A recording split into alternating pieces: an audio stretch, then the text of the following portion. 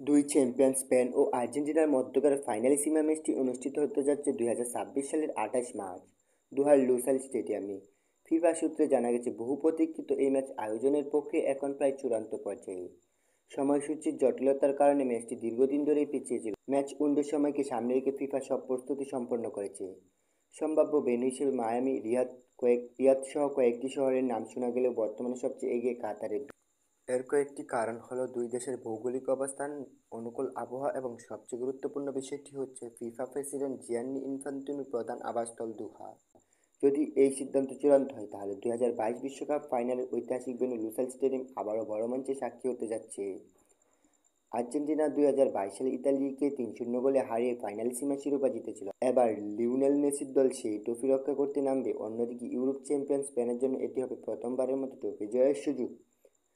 FIFA জানিয়েছে, ওই সময় আর কোনো আন্তর্জাতিক ম্যাচ নির্ধারিত থাকবে না, যাতে ফাইনাল সীমা ম্যাচটি সর্বোচ্চ অগ্রাধিকার পায়।